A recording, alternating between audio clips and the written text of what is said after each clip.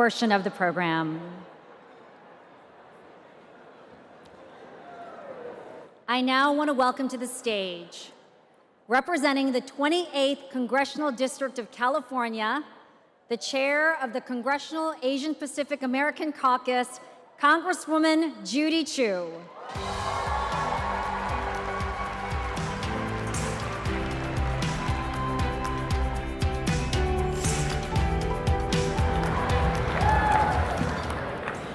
Good evening, and happy Asian American, Native Hawaiian, and Pacific Islander Heritage Month. As chair of the Congressional Asian Pacific American Caucus, or CAPAC, I'm so excited to be celebrating APAC's 30th anniversary this year at tonight's awards gala, or as it's better known, the Asian Prom.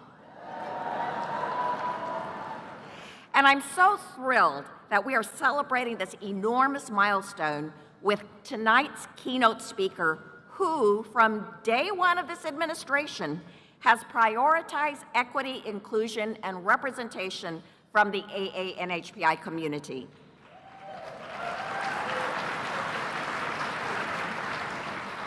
President Biden has issued directives to advance racial justice and build equity into the work of all federal agencies in an unprecedented fashion. To address the pandemic-related surge of anti-Asian hate, he signed the COVID-19 Hate Crimes Act into law, the first advancement in hate crime legislation in 30 years.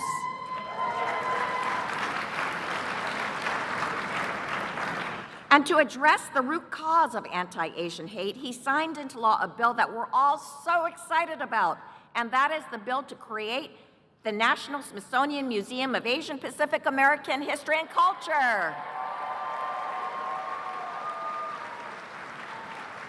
Yes, this is our first step to teach the public that AA-NHPI history is American history.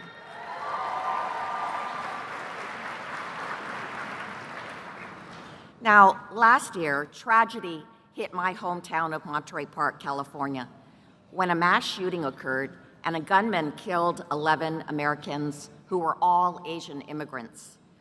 I was with President Biden as he came and personally consoled each of the victims' families and the wounded.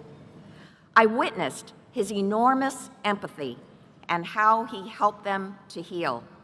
I was there as he raised his voice for an assault weapons ban and announced executive actions to prevent this type of gun violence from continuing to target our communities. And I will never forget the profound respect he showed to our community. And I've seen him show us respect in so many other ways, from his support for AA-NHPI small businesses, to his historic investments in our higher education and APESEs, to his expansion of culturally inclusive healthcare for our communities. President Biden has been there for us. And President Biden really sees us. Under the previous administration, when the data was first announced for COVID-19 hospital deaths, the death rates for Blacks, whites, and Hispanics were presented, but we were shocked to see that we, AA-NHPIs, were lumped into other. Even in the midst of the global pandemic, we were otherized. But President Biden not only sees us, he did something that we'd been advocating for nearly 30 years. His administration updated federal standards on race and ethnicity, ensuring that every federal agency will disaggregate AA-NHPI data in their collection and reporting.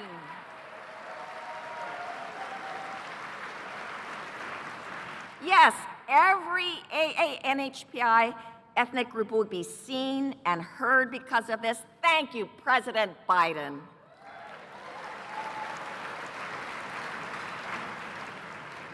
So as I introduce tonight's keynote speaker, I want to thank him for all that he's done for our communities across the country.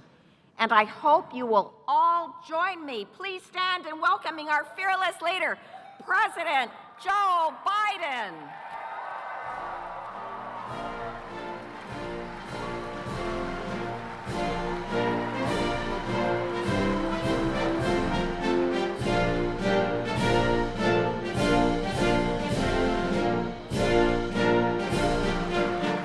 Hello, hello, hello. Whoa, what a crowd. Please have a seat if you have one. Well, thank you, Judy Chu, for that introduction and for your leadership of the Congressional Asian Pacific American Caucus. By the way, I was raised early on by a guy who became my sort of sponsor when I got here as a 30-year-old kid, Danny Inouye. And Norm Mineta was a close friend as well, so I got trained early on. Thank you, leaders of the House Democratic Caucus, and Leader Jeffries, you're here somewhere, I'm told. I can't see you, but I know you're here. And Whip Clark, Chair Aguilar, and all the members of Congress here tonight. Thank you, thank you, thank you also to the Asian Pacific American Institute of Congressional Studies for 30 years of empowering AA and AIP leaders all across the government. And let me say, I have kept our commitment to having an administration that looks like America. I made that commitment when I got elected. While members of the AA-NHPI community at every level, led by the incredible Vice President of the United States, Kamala Harris, and so many here today, including my cabinet, U.S. Trade Representative Catherine Tai, Acting Labor Secretary Julie Su, Director of my Office of Science and Technology. Where's already? Where is she? Stand up, kid. I like that dress. Let them see your gown. And thanks to all of you, leaders of labor, business, philanthropy, civil rights, arts, culture, and so much more. All of you, and I mean all of you, represent a simple truth. There is no singular Asian American, Native Hawaiian, or Pacific Islander identity. The diversity of cultures and breadth of your achievements that has shaped and strengthened the fabric of our country. The fastest growing demographic in the United States, you represent how we're a nation of immigrants, a nation of dreamers, a nation of freedom. That's the American we share. That's the America we know. And you've made incredible progress. 15 million new jobs recorded.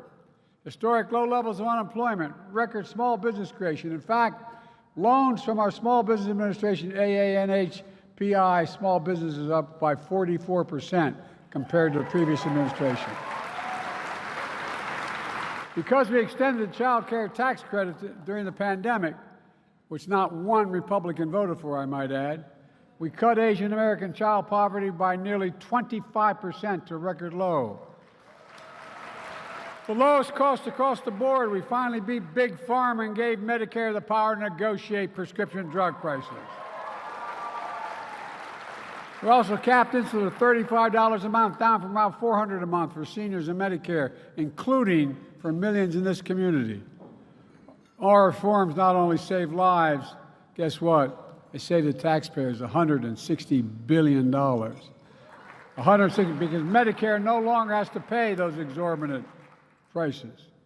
We're also making college more affordable by relieving student debt for millions of borrowers, including many in this community. That's worth clapping for, I promise you. How we can be the leader of the world having the best education in the world, I don't understand. We increased Pell Grants by $800 a year, the largest increase in a decade, which matters to 40% of the AA and NHPI students. They rely on Pell Grants. Folks,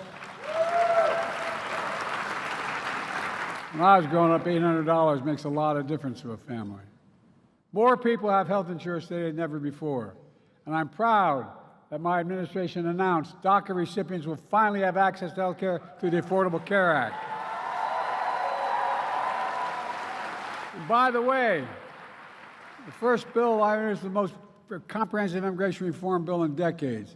It includes a pathway to citizenship for dreamers and expands the number of green cards so many more families can build the American dream together.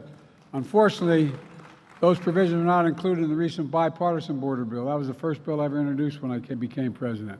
But this bill had majority, that bipartisan bill has majority support in the House and Senate. But I was told that other guy, that loser,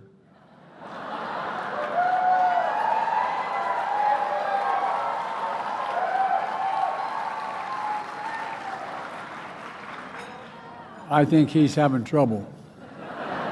Trump called Republicans and to block that Senate bill, got on the phone and said it'd be a win for Biden and a loser for him. So they have to make sure you don't allow it to get to a vote.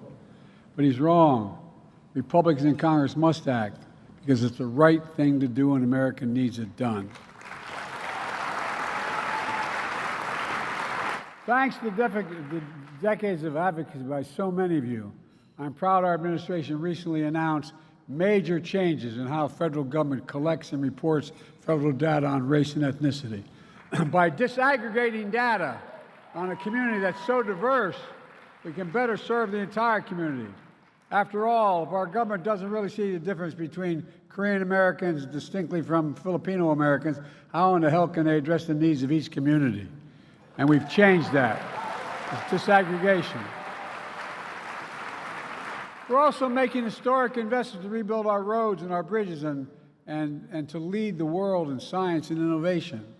That includes the most significant investment ever, anywhere in the history of the world on climate. I'm so proud, with your help, that the new report, co-released by 20 major climate organizations from the Sierra Club to the Sunrise Movement, credited our administration with taking 300 actions related to climate, conservation, public health, and clean energy. I signed the most significant gun safety law in nearly 30 years, which I know matters to the community that I mourn with. And I remember in Atlanta, Half Moon Bay, and Monterey Park, this guy said when the last shooting occurred, he said, he asked him about it, he said, just get over it. Get over it. Oh, anyway, I'll be good. Together we'll not stop until we ban assault weapons again, this time permanently. I can go on, but I'm between you and your dinner. The point is we're lowering costs, we're expanding opportunities with your help, we're protecting freedoms. That's in stark contrast to my predecessor's view of you. Look, I'll never forget him lying about the pandemic, telling Americans to inject bleach into their skin. I wonder if he did it. Might explain some things. Anyway. We'll never forget the rise in anti-Asian hate crimes during the pandemic. And I was proud to have signed the COVID-19 Hate Crimes Act with your support to help states, cities, and better report, respond, prevent crime. We also provided historic levels of funding to public safety in local communities that is delivering results. We're seeing a near 50-year low in violent crime in America. According to the Justice Department, hate crimes targeting Asian Americans fell by 33% from 2021 to 2022. But there's still more to do so that every community feels safe. When Trump was in office, he enacted a $2 trillion tax cut, overwhelmingly benefited the very wealthiest among us and the biggest corporations, that exploded the federal deficit.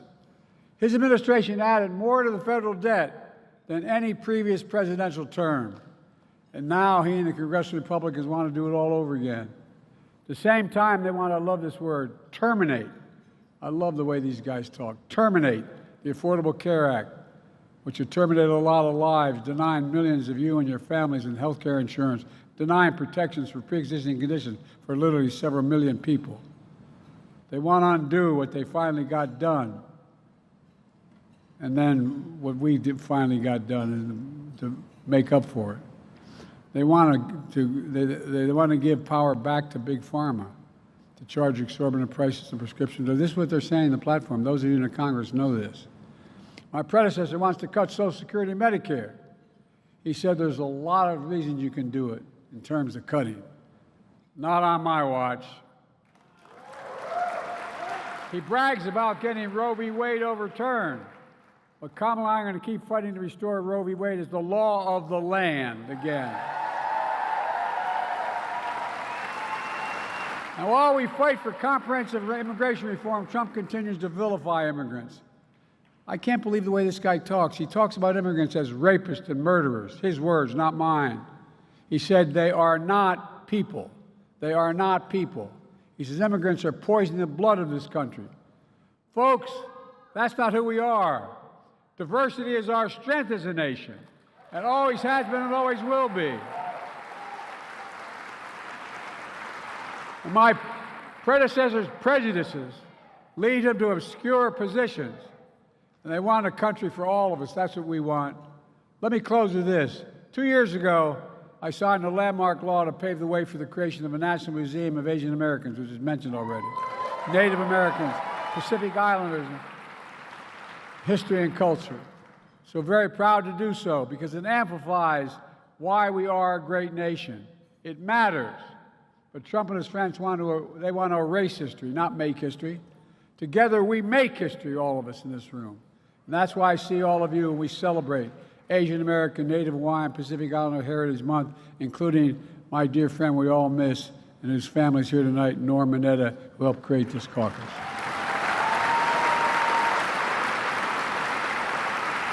Norm once said, democracy is not a spectator sport. It requires everyone's active participation. You don't have to be running for office to be in public service, end of quote. Folks, there have always been competing values and visions of what America should be. My predecessor believes we're a country of revenge and retribution. I believe we're a nation of hope and opportunity for everybody. We're a country of honesty, decency, faith, fairness. That's the future we're building together. I see a future where we defend democracy, not diminish it. I see a future where we protect freedoms, not take them away. I see a future where the middle class finally has a fair shot and the wealthy finally begin to pay their fair share so we can provide child care, paid leave, and so much more, and still reduce the federal deficit. Folks, I see a future where we save the planet from the climate crisis and our country from gun violence. Above all, I see a future for all Americans. I see a country for all Americans. And it's because of you, and I mean this sincerely, I've never been more optimistic. We just have to remember who in the hell we are. We're the United States of America, and there's nothing beyond our capacity when we work together. So let's keep working together because we can get so much done. God bless you all, and may God protect our troops. Thank you, thank you, thank you. I mean it. Thank you.